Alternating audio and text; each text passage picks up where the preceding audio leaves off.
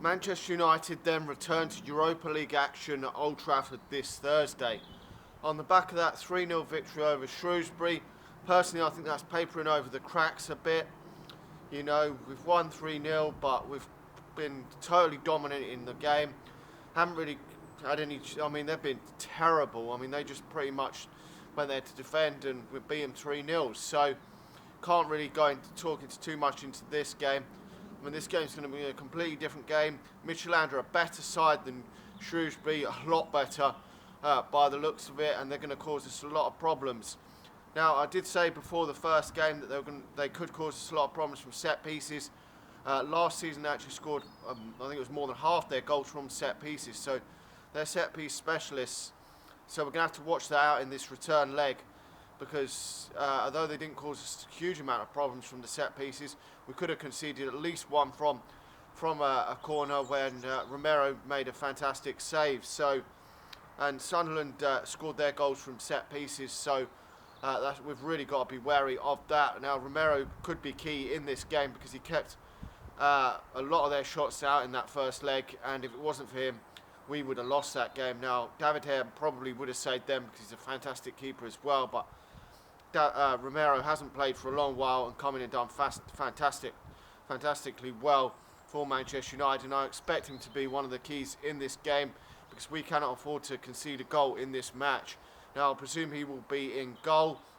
I wouldn't take any chances with David De Gea, with Arsenal coming up on the horizon at the weekend, and that is a must-win game as well, because I don't know which chance Europa League or the top four is our best chance of getting into the Champions League. Both look pretty bleak at this moment in time, so I think we've got to put all our eggs in both baskets at the moment and see which one we come out of, because if Manchester City slip up in the Premier League, you never know.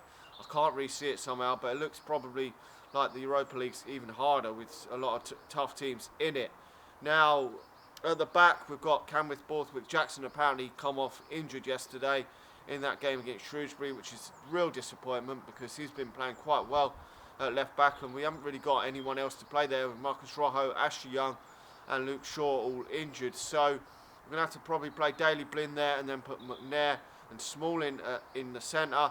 And Varela can play at right back, which is no problem there. I'll presume he's alright after that game to continue there. Obviously, he could change it up in the midfield as well.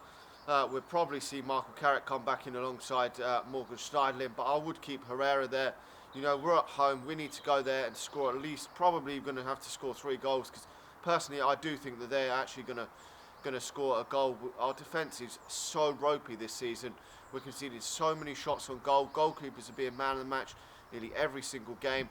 That game against Shrewsbury was one of the only games where, for a while, where we haven't conceded too many chances, and we still did right near the end, although we had 10 men because of Keane's injury.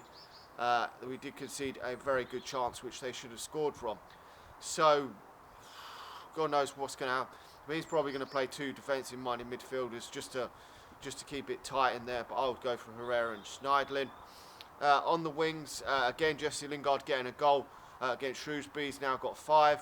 We'll keep him out wide. You know, I know a lot of people aren't saying he's not doing enough, but to me, if he is actually scoring goals, then I don't really care too much, because we're not scoring many goals this season. So any goal scoring performance from anyone's positive, and I'll keep him out wide. On the other hand side, I would put Martial out on the other side. His best positions for Manchester United have definitely come out wide, no question about that. So I think he should be playing out wide at the moment. Keep him out wide. It's only because Wayne Rooney's injury that he's been brought into the middle due to Louis van Gaal's idiotic summer where he didn't sign another striker and let too many go. That is the only reason. Otherwise, he would still be playing out wide. But obviously, we're going to have to wait and see. But I would put them, Juan Mata in the number 10 role, in behind Memphis Depay. I think he'd be better up front. He seems better suited to the European Champions League and Europa League games.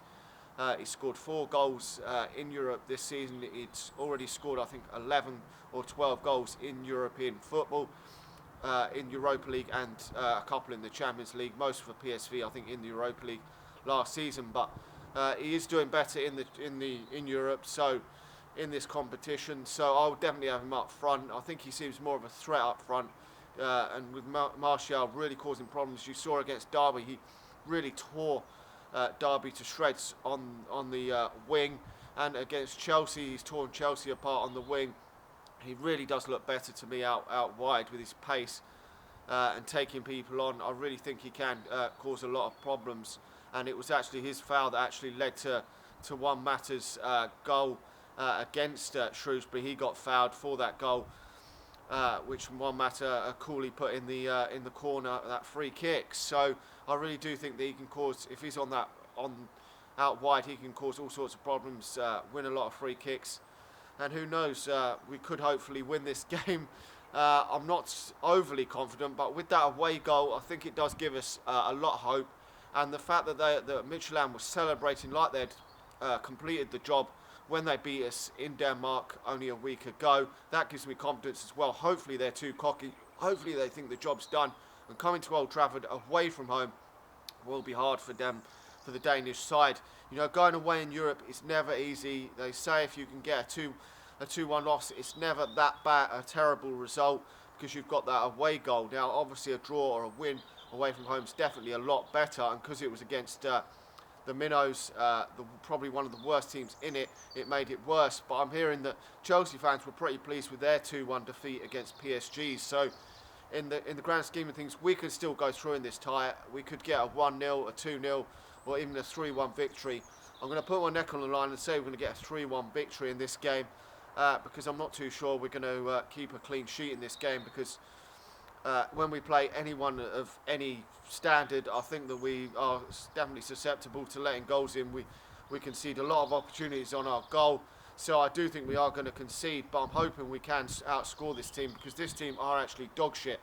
Even Club Brugge have scored against this team this season. I know I think they got a 1-1 draw at home against them and a 3-1 loss away, or something like that.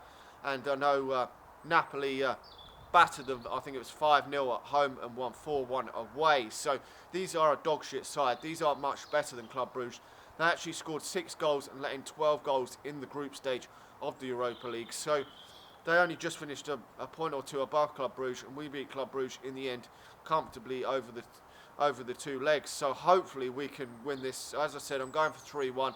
I think Memphis Depay will get one, hopefully Juan Mata, and maybe Martial will get one. I'm putting my neck on the line here. Don't let me down, Manchester United. Come on, Manchester United.